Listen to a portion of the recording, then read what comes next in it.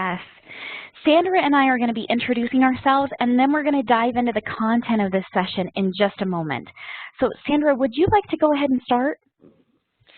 Thanks so much. Thanks so much, Angela, and good afternoon, everyone. We are very glad to be here with you. I'm Sandra Smith, and I'm the Manager of Staff Learning and Development at the Denver Public Library.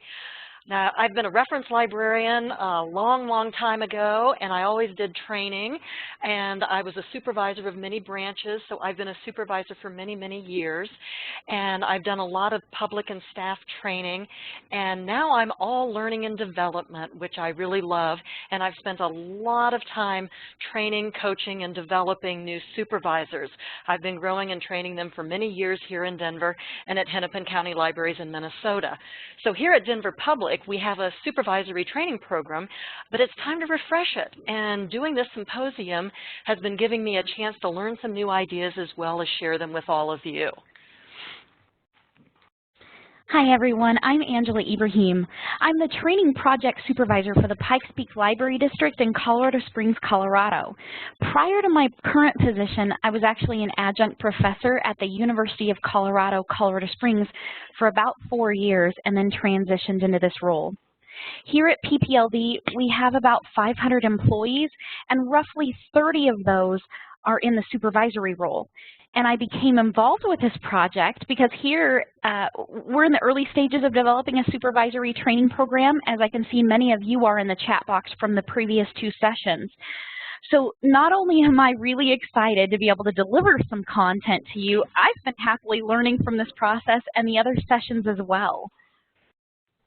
Why are we offering this symposium on this topic? Well, as you've heard in the last 2 sessions, and then for those of you joining us now, on this slide there's some data that explains how this symposium came to be.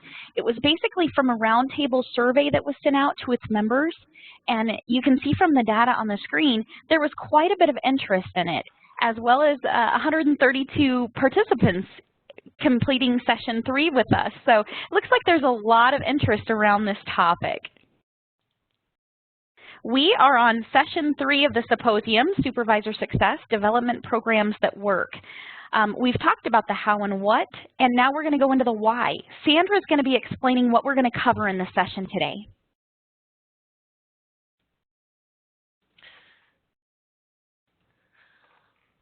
Okay, you may have attended the first 2 sessions from today where Geraldine, Heather, and Melanie focused on how to develop your program and gave you some really great information and examples.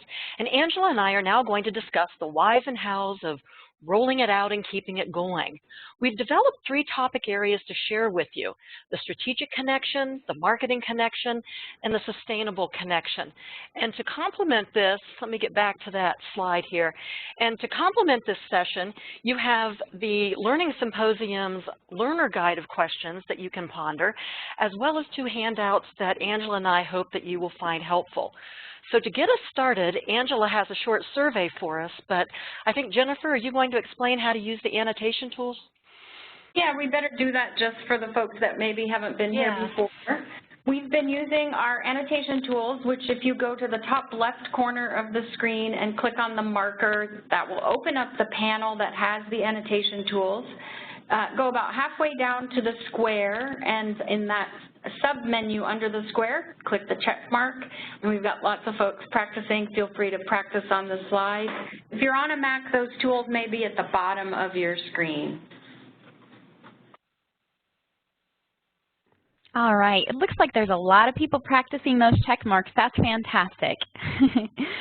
Okay, on the next slide, we're going to go ahead and pull up a survey. So I would ask you at this time if you could pause your practice, and we're actually going to put your check marks in on a list. This list has specific areas where you can place your check marks so that we can clearly identify where your check mark is being placed. So one moment, and I'll advance the screen. Okay, we want to hear from you.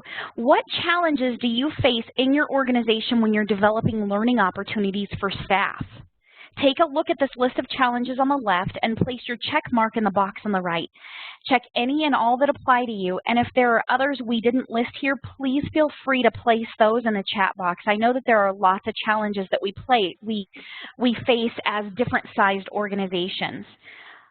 So let's go ahead and take again, nobody has any time for anything. Yes.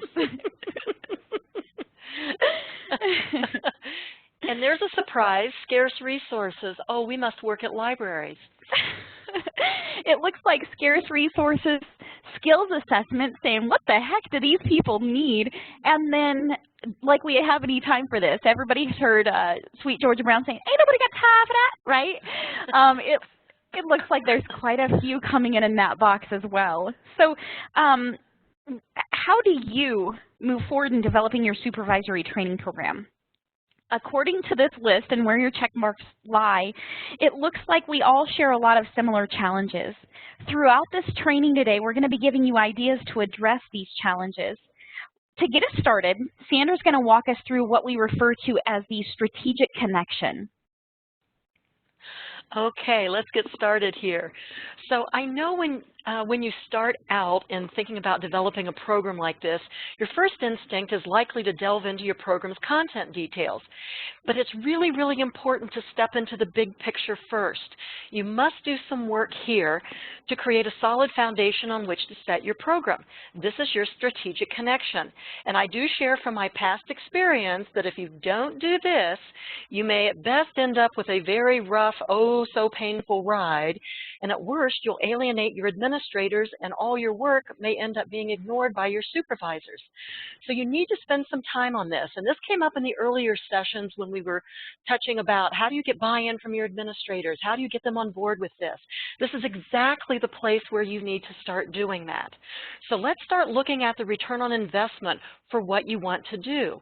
You look at your ROI work that will spell out what will make this program worthwhile for everybody involved. You have to decide and share out who is going to gain what. The who is your library as an institution, as well as your administrators, your managers, and your supervisors. Now the what that these folks want to know is what I call the WIIFM, and that's what you're seeing on the screen here with these cute little pictures. The WIIFM is what's in it for me. Now to me, this young lady with her cute little goat and a happy smile represents your staff who all ultimately want to be happy in their work, well at least I hope so, and they want to be taking care of all the little goats in our library life. They want to know how your program will help them specifically, both professionally and even personally. What's in it for all the people involved, from your top levels to your attendees? They must know how to get on board, or they must know what this is in order to be able to get on board with you. Those of you who may interact with me know that I can be very diplomatic from my Southern mother, but I can also be pretty earthy from my father from West Virginia, which is why I'm going to say you need to be sure to give them a very diplomatic worded reason for why they should give a rat's behind about your program that you are proposing and knowing that needs to be done. So you also need to look at what I call the WIIFM L, the what's in it for your library. That's the L part.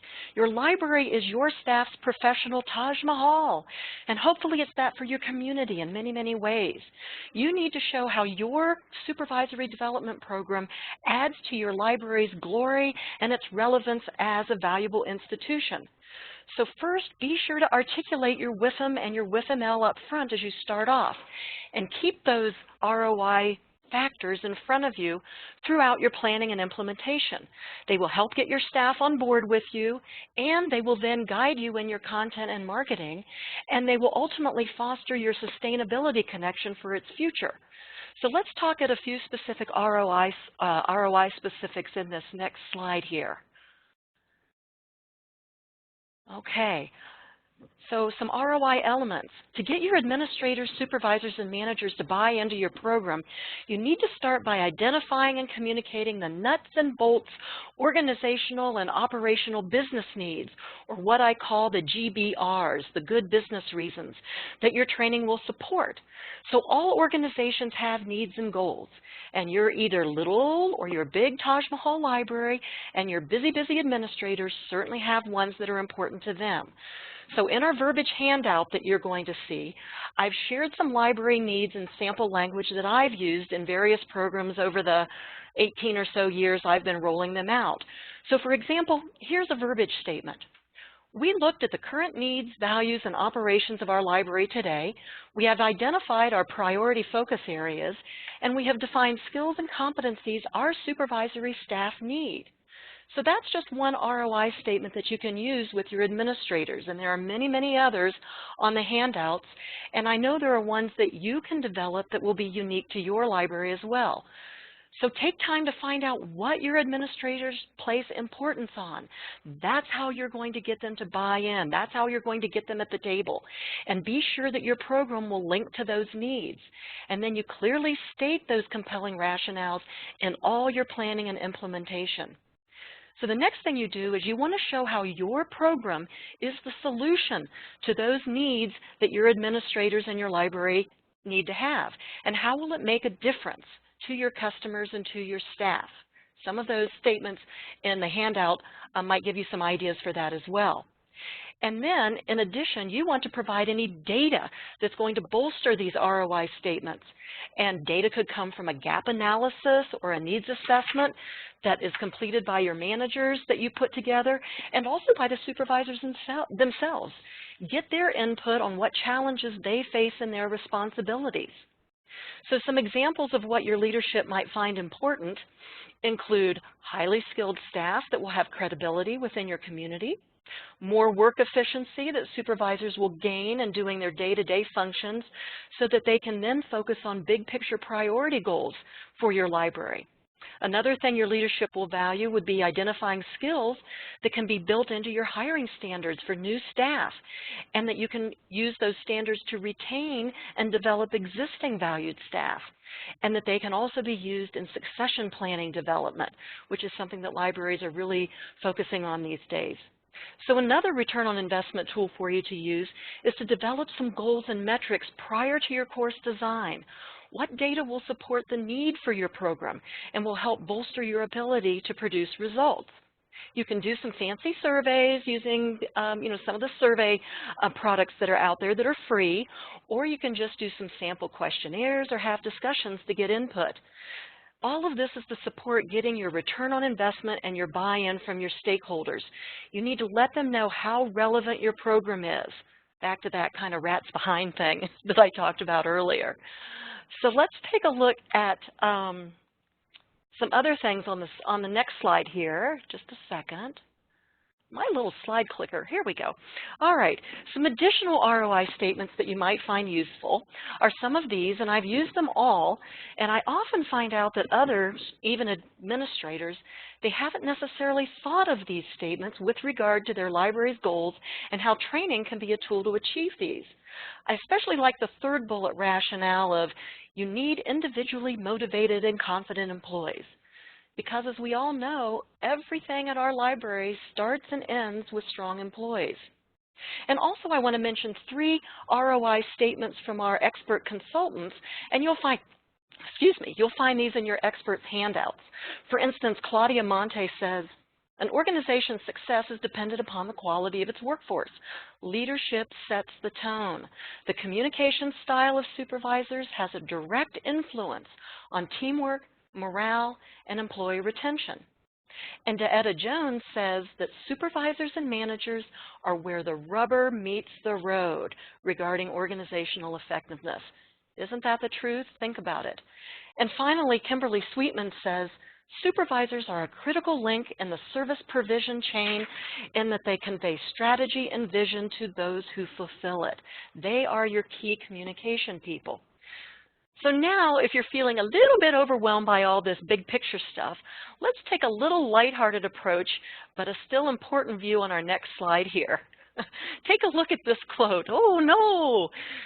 You may hear or think about the fact that if you think training your employees is expensive, you should try not training them. So this is something that you can put on the table as well to all of the people in your library world. I love this quote, and I've used it often with all levels of staff. It's funny, but it does have a big implication for you to point out. What if we don't do this supervisory training program? What do we get as a result? This is a critical strategic question that must be put on the table.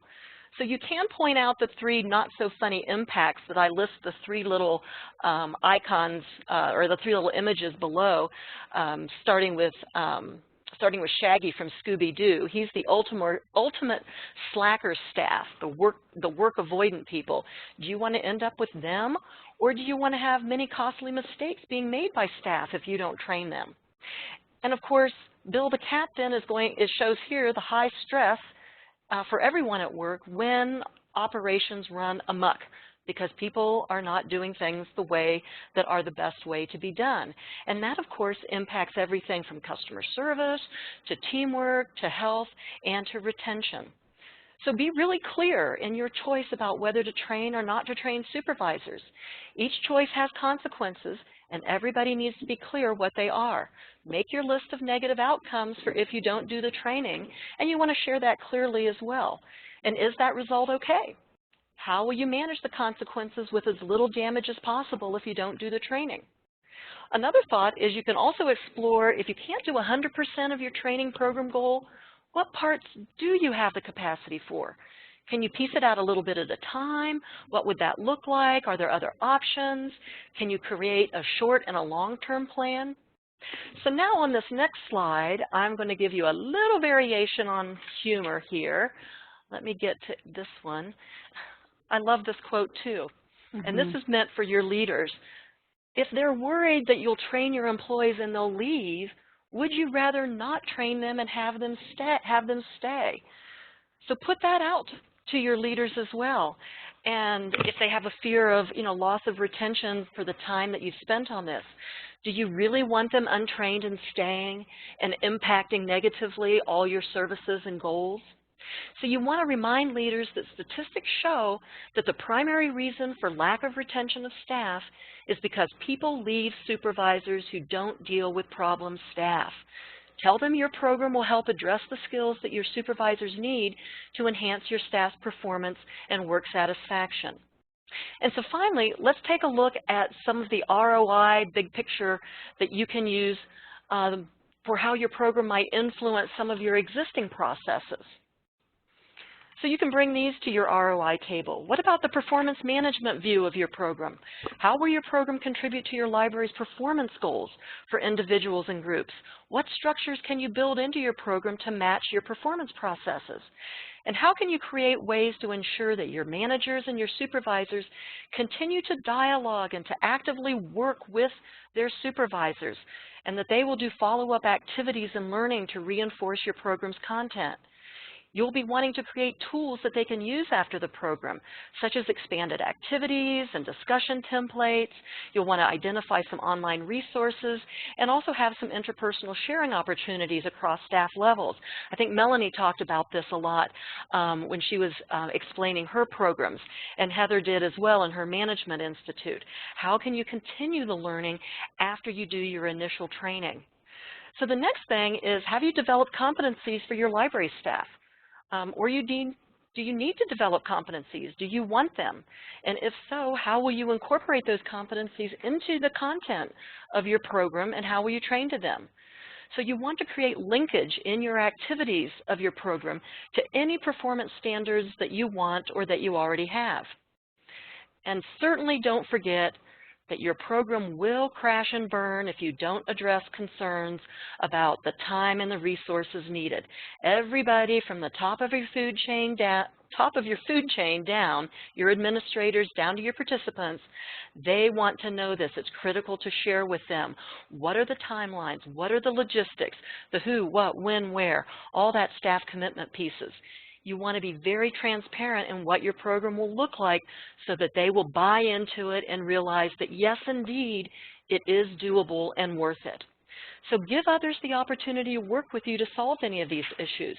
So your success is going to depend on that. And it's going to depend on the clarity and the partnerships that you have. Now, in looking at these last two, the performance management and competency elements, they especially tie into our next point, which is the role of the managers in your program, the people who are your supervisors' bosses. And Angela is going to share about that. So take it away, Angela. Thanks, Sandra. That's exactly right. So we've looked at some ROIs for lots of different elements, but now we're going to focus on the managers and the supervisors. More specifically, the what's in it for me for the managers. Okay, when you're training supervisors, it's really important to get their managers involved in the process. Managers are going to know what their staff needs are based on conversations that they have with them, the issues that they help their supervisors face, things like that, things that you as a trainer are kind of on the sidelines for. And you really can't do it effectively without them. They have to play a critical part in this. So we're going to look at these 4 elements. How do you involve the managers in the planning, in the participation, in the accountability, and in the ongoing learning to help them try to be invested in this process? So first, the planning phase. How do you get them involved? Well, managers can create companion or follow-up case studies. They can create real-world scenarios and simulations. And what if you help them type up some what-if statements that they can role-play through with their supervisors? This is going to support their understanding of what the course will and will not cover and develop their vested interest in seeing the training succeed, which is always a benefit. Some other collateral benefits will be an increased understanding about the reality of what training can and can't, quote unquote, fix. And it'll help in informing those managers who, honestly, surprise, they really don't understand what the employees' work involves sometimes. What if you could provide an orientation session for the managers for your program? Bring them all together and say, hey guys, this is what we're going to cover. Emphasize that what's in it for you factor for the managers so that they can understand their supervisors are going to walk away from that training with some really great information. How do you get them involved in the participation of the program? Well, I've already given you a few ideas, but here's another one. During the program, how about you provide them with a discussion template for conversations that they can have with the supervisors after the training is complete for the day? Maybe they have a session that they can go back to and talk it out, role play again, one-on-one during that participation. What about the accountability of the supervisors during and after the program? Involve your managers in the completion and evaluation process. They get to be accountable for facilitating and ensuring their staff participate in a very high-performance way. That's not always doable, but oftentimes they are extremely knowledgeable in what their folks need. Establish them as final assessors and provide them with tools to support them in that role. How about you require that they sign off on the training that's occurred and that they continue to participate in the follow-up activities? Those follow-up activities lead into the next step, which is the ongoing learning process. How can they be involved in that and making sure that this is constantly going on? 1 second. Hey, Sandra, can I get you to mute yourself real quick? I can hear some typing. Sorry about that. Okay, the ongoing learning, you can provide more guides to one-on-one discussions for current reinforcement, like what about a sheet that has questions to start discussions or case studies for ongoing exploration, and tools for facilitating ongoing performance evaluation standards when looking and asking for that future of what is the supervisor going to be doing in the next phase of this year. Or templates for manager observation data for ongoing behaviors and skills, like a fillable form, or maybe there's a checklist that you can provide saying these are the desired traits that I want to see, and here's a checklist to see where you measure up to those desired traits. Okay, so that's the manager's role. What about the actual people that are going to be taking your training? The what's in it for me for the supervisors? How do you get them excited about it? How do you engage them in wanting to participate, but not just that? What about even more enthusiastically participate? Sometimes when a supervisor is told that they need to go to a training, it creates apprehension. Maybe they think, why do I have to go to this training? I'm really nervous about the fact that I'm going to be in it. What am I going to be learning? The ways that you can address that are look at those hot button topics with the whys. Use data that you've collected. What about the return on investment? Library goals and the specific individual goals from the individual who's going to be sitting in the training as the motivation. After that, focus on some of these added value ROIs for the supervisors. These are the areas that you see in the light blue on the screen. Do you see any of these as more desired or needed at your library? Like, for example, are people asking for more self-efficiency? Are they looking for boosted morale, or just that feeling of, hey, I'm a very valuable person to this organization? Yeah, I can tell you that I can see some of those from what my supervisors have asked for too. So if that's the case, flesh those out. Let's say, for example, that you're training a group of supervisors that work in the children's department, and they're really struggling with the interactive creativity of their staff. Well, get them excited and willing to participate by giving them tools to help them with that challenge. Make it relevant to their needs too. And you clarify where the support for this program is, and that there are others who agree on its value and want the positive changes that this will evoke. For example, confidence in their skill set, motivation for being a better supervisor, that their ability to perform these skills will have support from their leadership, and that they're not alone in this learning process. Because as somebody mentioned earlier in one of the other symposium sessions, I think it was Geraldine, that being a supervisor is very, very, you're kind of siloed and on your own, and it can be a scary thing sometimes if you think about it from that perspective. One last thing, remember that people really want to know, what is this training going to look like? The idea that ambiguity kind of creates uncomfortableness is very, very true. Most people aren't comfortable with ambiguity. So if you don't paint the picture for them, saying this is what it's going to look like, they're going to make it up. And you get the consequences, unfortunately, of their stories, and the imagination might spread far and wide in your organization. It's a lot easier to paint that picture up front than it is to try to go back and clean up after things have already been put out there. Okay, we've talked about the strategic connection. We've talked about the what's in it for me at the various levels. What I'd like to do now is talk about the marketing segue. How do you gain buy-in? So let's say that you've been given the green light and say, go ahead, start this program. Let's talk about how to market this program to everyone within the organization. First, you need to keep in mind and share with staff that it's really exciting to act and be considered a learning organization. Not every organization has the resources to train their staff properly. I can attest to that personally, and I've seen through some of the chats going on that people are saying the same thing. Those limited value or limited resources that we have available. It really is a valuable strategic connection for your employees and your external stakeholders. This gets everyone under the same umbrella of being a team in this program and its activities. What is the outcome of an organization that does not grow and facilitate the learning of the staff and continually transform itself?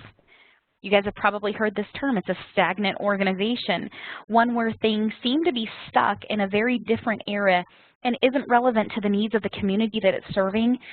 Every organization wants to be needed and valued, and ironically, so do the people in that organization. So how do we get them ready for this program? How do we get them on board? Well, there's lots of ways. We want our participants in this program to be engaged, right? We want them to be enthusiastic, we want them to be active, and we want them to be skilled in their own areas of expertise. We want them to have fun in the program and be able to increase their confidence in their ability to do their job as a supervisor.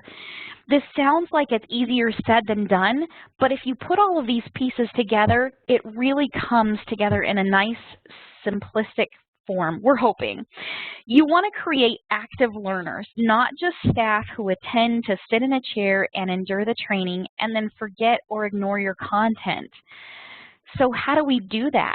Well, as Sandra stated, you have to be really clear in that what's in it for me, for them, and how can you show them the value-based emotional relevance of this training to their work desires. You can speak to that gap analysis that you might have done earlier. What are the good business reasons for this class? What is the return on investment for the library and for the individual? And we talked about a handout that has some verbiage on it. You can refer to that if you're seeking something to get started in that. You need to make the training relevant. You train them on the skills that will directly impact their work, not things that they have no control over. And when you're talking about what they're going to be covering in this training, you mention those things, and it says, oh, I can connect to that. Maybe that is what I do. I do have control over this, and yes, I would like to maybe expand my knowledge and become a skilled supervisor in that area. How about emphasizing the real-world benefits?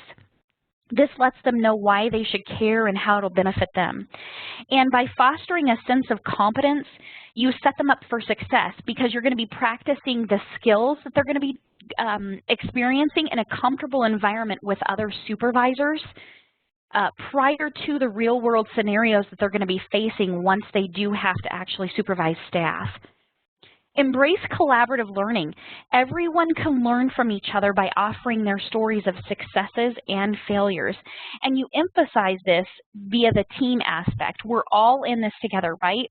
And you can build community among the participants by not just embracing that collaborative learning effort, but also what about with the instructors and the speakers that are in the class with them, bringing in content experts. The participants will feel more comfortable knowing that they're all facing the same challenges and that they have wonderful resources on their side. Provide opportunities for sharing success stories and a platform for skill sharing. For example, what if you were to create a Google group for your supervisors to share? Or let's say you have a learning management system that you can place a folder on, or here at Pikes Peak Library District, we actually have an intranet, and we can put a page or a folder out on the intranet where the supervisors can go and collaborate on. But the key here is communication. Clearly identify those learning objectives and the outcomes, the format that you're going to be using, whether it's face-to-face or e-learning activities, who the speakers and the content experts are that they can go to after the sessions are done, and then the key members of your library or the experts in the field that they can go to ask questions later on. Always provide those training logistics, the who, the what, when, where, how, and what is the fun factor. For example, are they going to get to network with their other colleagues? Are you going to feed them? I can tell you from personal experience, if you feed them, they will come. What about the swag and the freebies that you offer? Yes, bribe them in any way that you can. And what about branded flyers, bookmarks, pens, etc., anything that you can provide? All of this goes into the marketing of the program. Okay, so let's say that you've got their attention, and they say, yeah, I might be interested in attending this supervisory program. Sandra is going to talk to you about the PR, some specifics in the PR realm that can really get them jazzed and get them excited about this. That's right. Let's talk about how to have some fun. Now it's time to get some excitement going for your program to continue to foster that operational buy-in and enthusiasm. You want to get people, first of all, curious and then excited, or at least not to feel threatened by their upcoming experience if you've required it of them. So some examples might include, you can see on this slide here, a top 10 David Letterman kind of like top 10 list, a bookmark or a flyer that you can put out here. The list that you see here is for a different program that I did to get buy-in, but you can get the idea. You can make it a digital or a print handout that you send to departments or individuals. You can post it on bulletin boards and your staff elevators if you have any. You can pass it out at meetings. Even put it in a holder on your bathroom stall doors. Angela knows of one library who has something called the Commode Chronicles. I totally love it. So another fun idea that you can do has been a great hit with our staff here at Denver Public. You could have a PR party on a cart and wheel around a party book truck if you're all in one location. Or if you're in more than one location, you can make it a party in a box. And you make up boxes and you send them out to all your locations if staff are spread out in different buildings. And in that box, you can put in things, or on the cart if you're wheeling it around, you put out things that are fun and that you've created to connect people to what's coming, to your program. I'll show you a few details on the next slide. But keep in mind you can do, like you see here, juice bottles, cookies, candies, that non-perishable stuff if you're sending it out in boxes. And don't forget balloons. You can put it in the box for people to blow up, and you should have seen our tricked out party on a cart that we reeled around the different levels of the Central Library here at Denver for one of our rollouts of a program.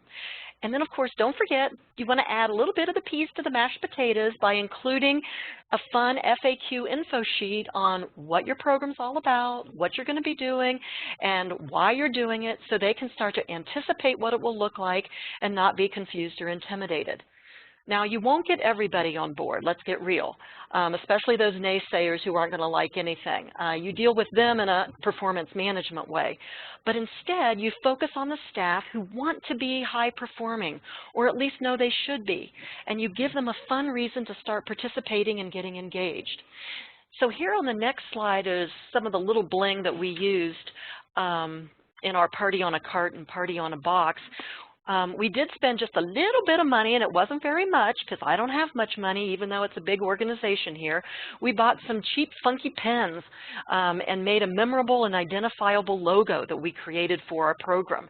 And I bought this little dude for the funky hair. Isn't he kind of cute? And then we created a bookmark that you see here, the green one, and also it had our logo, and then it had that top 10 list on the back of it as well for people to use as a bookmark or to post up at their locations. You can even get candy and put a wrapper on it with a QR code that people can scan, and that leads to that online space that both Angela and Melanie talked about to create a place for people to go, and I think Heather mentioned it too.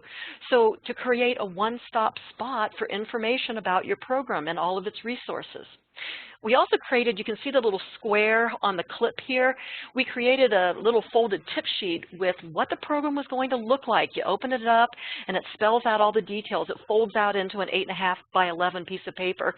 And of course we put a picture of puppies on it because puppies are always good and make people smile. And we put that on a cheap clip holder for people to use. So we spent very little money on these. And we created all the paper things on our desktops here. So think creatively, think cheaply and fun to start your swag supply to get your folks feeling positive about what's coming up. So besides these fun things, we've got a few little general do's and don'ts here on the next slide for what you might want to do for best practices in your program. Do provide those staff who contribute in any way from the top of your ladder all the way down. Anyone who contributes to your learning program, give them some sort of public and or private recognition. I've done public verbal and written thank yous. Do notes to supervisors on what contribution their staff people have made and what they've done. Acknowledgments to people at meetings and events. Do some Friday treats to people, and anything else that I can think of to show appreciation and recognize effort and contribution. So you might also publicize what you're doing near and far. Let everybody know within your organization and even outside with other colleagues in your neighboring libraries. Let them know what you're doing and why and what results you're getting. It keeps everyone in the loop, and it also creates credibility for you and your organization now and in the future. And also give your senior staff information about your program so that then they can show its value to others who they interact with both internally and externally. Give them the information for their WIIFM needs. Tell them how you're going to do it, what results you're aiming to get. And again, back up this information with the data and your metrics. And finally, don't forget to not be intimidated in making your program happen. Don't get all squirrely about it. Just put all the pieces together and have a good time. 10% of your time is plenty to feel nervous, and I do say that with a big smile. Keep your sense of humor as you roll out your program. Everybody, including you, will appreciate it. And don't hesitate to ask for help and advice from other learning and training folks in other libraries around the country and your neighborhood. We are a very friendly, helpful, and generous bunch. I know every single one of you who's listening to us today is absolutely one of those people. And we have each been through the class or the project from hell. And we have survived and we have learned. And so you will do that in any of the programs that you roll out. So now that we've talked about the strategic connection and the marketing connection, Angela's going to walk us through a few things about the sustainability connection and how to keep your program going long term. Angela? You've put in all of this work into developing your program. Maybe countless hours have been spent in developing self-paced tutorials, videos, activities, etc. I know how long these things take. How do you make sure that that content is relevant over time to keep you from having to redo everything when changes in your organization override some of the content you've created. An example I can think of here at the Pikes Peak Library District, we put in hours and hours of time in creating some welcome videos that our leadership team did, and they introduced themselves to our new hires. So when they would come into their new hire orientation, we would show the video.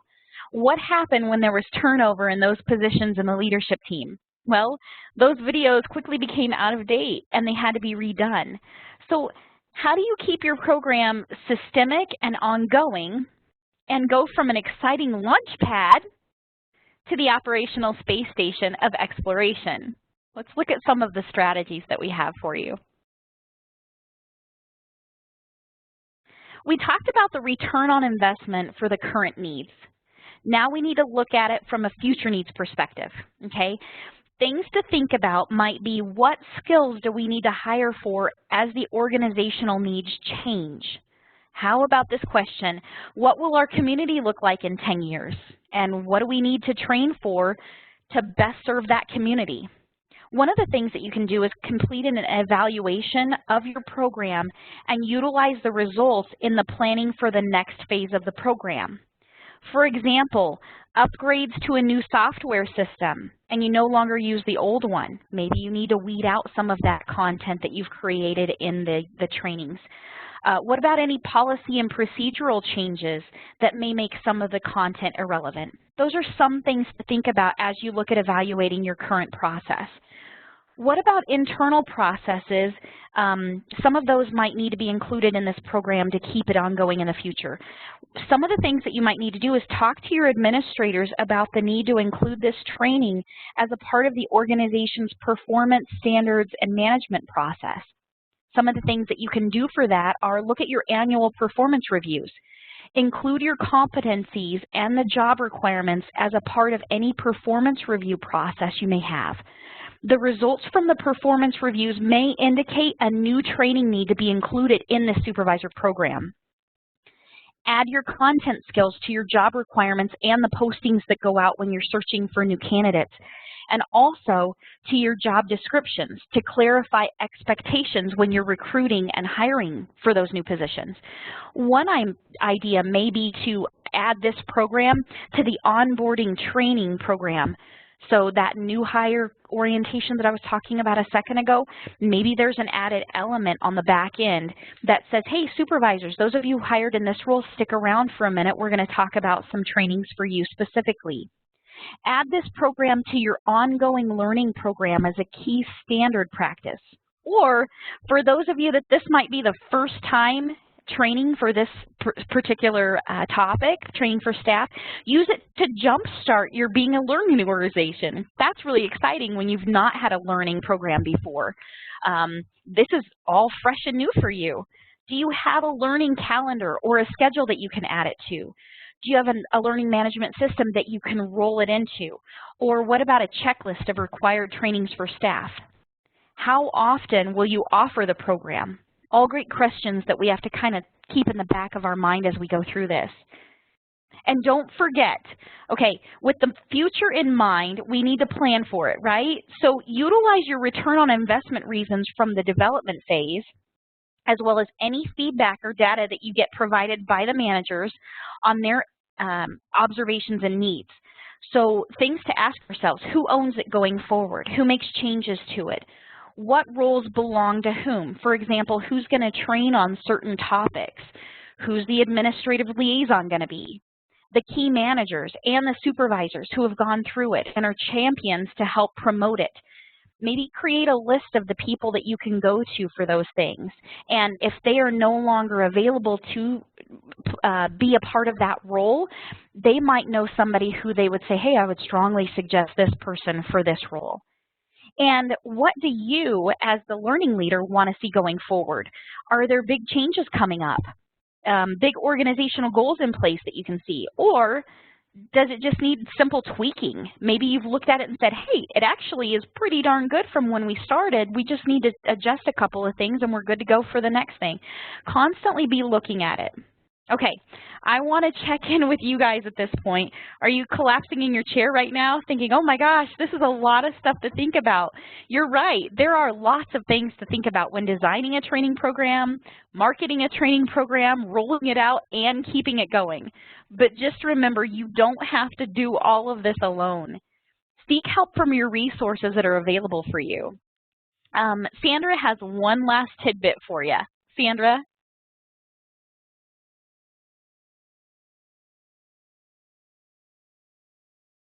Learners.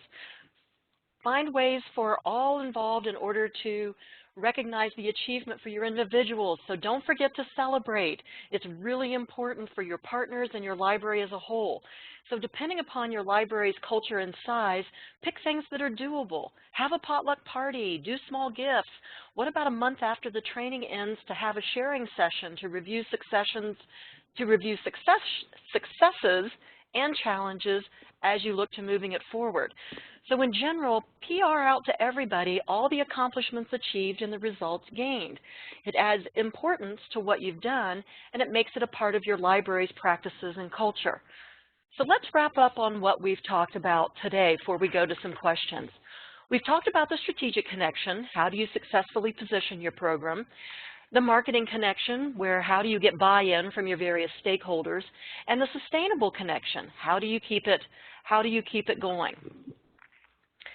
We hope that today's session and the entire symposium has been really valuable to you, and we want to thank you. We want to thank you for today. So Angela, do you want to say any final words? Yeah, I would just like to say thank you to everyone for participating in this session. Sandra and I really appreciate your interest in supervisory training. If you're interested in some follow-up information to this symposium, go ahead and click on the link that'll be provided over in the chat box, and you can take that short survey. We really appreciate your feedback because that helps us determine what do we offer in the future. Jennifer, do we have any time to look at some of the questions that have been posed in the chat box, or maybe flesh out some of the content that people have added in there? Yeah, we have actually plenty of time, so I know that those of you who've been here for a while maybe have stuff to do, but this is a great opportunity to chime in with additional thoughts, questions, ideas that you want to test run with this cohort. I didn't see any specific questions come through. You guys did cover a lot, so we'll let folks process what they might want to talk about here. I did want to put a plug out. I loved how you talked about, you know, that it's important just to get started, and perhaps for those that are looking for something fresh and looking for something that others have done before them, I just want to give a plug for the self-directed achievement model. This was something that came about from Jamie Carter, who works at the Tooele Library in Utah, and she's created an awesome, it's called Self-Directed Achievement, and she created it with her team, it's a very small library that provides some excellent structure for ways to, throughout this whole journey, from creating to creating enthusiasm to sustaining a culture of learning together. And I know we're going to be sharing a case study next week that tells a little bit more about how other libraries have replicated this model. So know that there are certainly lots of great examples out there, and if you all have examples to share, please don't hesitate. We'd love to be able to showcase those examples. I know the trick with staff development is a lot of that work sometimes is behind the scenes in an intranet, so if we can help you figure out ways to share that as well. And then, yes, another plug for this idea of follow-up work is if you have specific plans that you want to flesh out with a cohort, this is something that the Learning Roundtable team is looking at as an opportunity for us to continue to learn together in these areas. So I want to thank all of the presenters. It was really, really exciting to have all of you bring your expertise, and for all the work you did to tap those experts. We want to give a special thank you to all those experts who responded to your call for input. That's a huge a task in and of itself to gather that together and put it in the nice, concise collection that you did. So, and certainly reach out to those folks if you have additional questions and needs for them. There was a question that came through. Sandra talked a little bit of, in the very first section, she was an excellent modeler of contributing to chat, talked about 5-minute nuggets for supervisory learning. Do you track the use of those or the other small bites of learning in terms of maybe pre, post, and ongoing evaluation of those supervisors? That's a really good question. The 5-minute nuggets that we do are little e-learnings that we have. And in the past, I've tracked them with like a Google Sheet where people can go in and say, I've done this, or done, I've done this one, this one, this one, and this one. And so you can do it that way. That's a Google or even some sort of a document on your intranet is a really great way that you can use to have people self-track what they do. Or, of course, you can put some things out for supervisors and make it a checklist that for managers, so that your managers can have a checklist of some of these for their supervisors to work through. And then your managers can select which are the ones they think a particular supervisor needs to do. That way, maybe one supervisor needs to do 1 through 5, another supervisor comes in with a lot of experience, they only need to do these 3 little nuggets of information. We also now, I'm very fortunate to have a learning management system which electronically tracks all of the e-learning that everybody does. So our 5-minute nuggets are loaded onto our learning management system, and people go in and play and do them through the learning management system, and then the system does record who has done what things, and it shows up on an employee's transcript, and it's something that I can go in, or that the supervisors, managers can go in and find out which learnings their employees have done. Does that kind of make sense? Yes, it does, and I think, obviously those kinds of systems or tools can help track that. I also, I think the nature, I know that some of you spoke to how much our work changes constantly, and I think that's another reason to really explore kind of the full story of building this kind of training that will circle back. It's iterative. It's going to come back, and we'll evaluate, are there new competencies that have come about because of the way our communities have changed, or because of the tools that are available to us. So I think I'm curious to hear, in terms of your own process, how do you circle back, and when and at what point do you decide to sort of initiate a fresh engagement opportunity for those supervisors? Because it seems like a lot of you are talking about initiating cohorts through a specific time frame. So how long do you wait, or what are the indicators that it's time to start something new?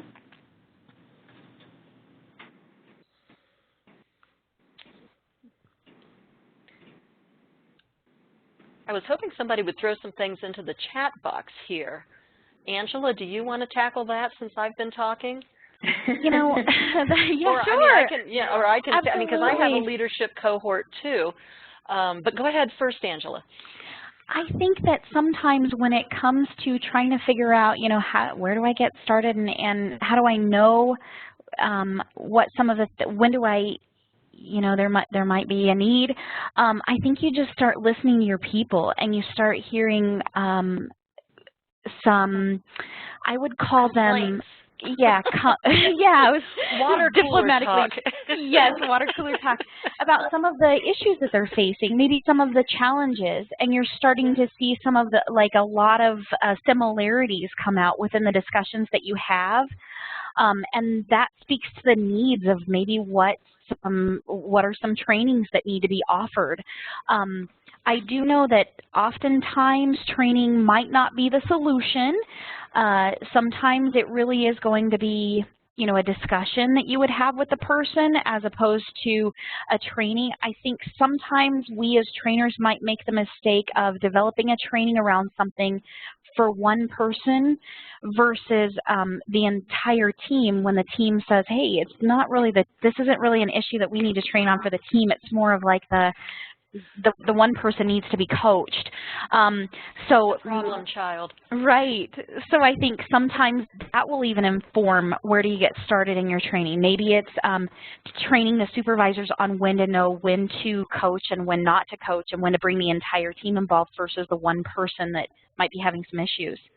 Right. That's one of the things that, oh, I'm sorry, Jennifer, go ahead. No, that's fine. Go ahead. I was just going to say that a really free and easy thing that you can do is use a survey tool like SurveyMonkey. We use SurveyMonkey all the time here at Denver Public to gauge needs around everything from our customers to our staff needs. And so if you're feeling that there might be a need for something out there, put together a simple, and it's free, a simple survey through SurveyMonkey and send it to whomever. You don't have to send it to your whole organization. You may send it to a few key people, or you may send it out to all your supervisors and have them give you the feedback on what is their reality, what do they need, or what are they telling you, no, no, no, that's not a big deal for me. This over here is a big deal for me. And then you can structure your training accordingly. Excellent. Well, there was one more question that came through, and this is another doozy, and I appreciate hearing it. What do you do if you're entering an organization where the average quality of staff is low and they believe they are doing a great job? So this gets back to that culture issue. And I don't know if either of you, Sandra or Angela, want to speak to how that might be, how someone might change that culture. Well, first I would say, because I spend a huge amount of time dealing with performance issues, and the first question I would ask is, what would be very high? So define what your quality needs to look like. So when you say the quality of staff is very low, what does that look like? And what do you want it to look like? And once you define that, and that may be something that if you are the head of the food chain, if you're the city or the director, you might want to say, this is what a high quality staff looks like to me. And then you need to go about communicating that out and providing the resources and the way for people to get to be at that level, to where you have to meet people where they are, even if you don't like where they are. You have to meet them where they are, reset what the expectations are, and give them a path for achieving it. Does that give a start to that? We discussed that was actually called what we refer to as the gap analysis. It shows where are you right now and where do you want to go. There's a gap in between, and how do we get there? How do we bridge that gap? So you start developing tools that you can see that might be baby steps in getting up to where you want that gap analysis closed. I really want to see you guys right here, but we're way down here. So these are some tools I'm going to give you. And you do it in lots of different formats. Yeah, that sounds like a good approach, and even inviting individual reflection on that gap, their own individual gap analysis can be shared maybe, privately. You can gather it as the lead of that effort, and then use that in the identifying where maybe you do need to be, and ask them where, maybe presenting that, where do they need to be. Sometimes it's making sure that they understand what's happening in other libraries, for instance. So providing some of those examples is helpful. That was what I was going to say also, Jennifer, is start giving them a picture of what it looks like that you want to see. That may be sharing things from others. That may be opening up more conversations. That may be just broadening the lens of their view, and then figuring out a way that you all together can work on how to get there. Excellent. And there was a request for gap analysis templates. And so we'll do some brainstorming, and certainly if anyone here knows of any, post those to chat, but that's an excellent way to remind folks that we will continue to collect your input, and the conversation will be captured and posted to the archive pages. I'll be working on converting those and getting them posted within the next 24 hours, and I'll send you an email once those are available. We'll also be sending you a link in that email to a survey that you can provide feedback to all of the panelists and to our event today, and we'll use that in our ongoing programming as well. We'll also send a certificate of an attendance to all who logged in, and if you're interested in following up on additional learning in this area, again, please complete the survey that the Learning Roundtable folks have provided, and I'll put that again into chat. So just a quick survey to understand perhaps where your interest might be in those efforts. All right, we've made it. What an awesome day. I'm so glad that you all were here with us, and thank you again to all of our panelists and all of the great work that they're doing in their library communities. Thank you all.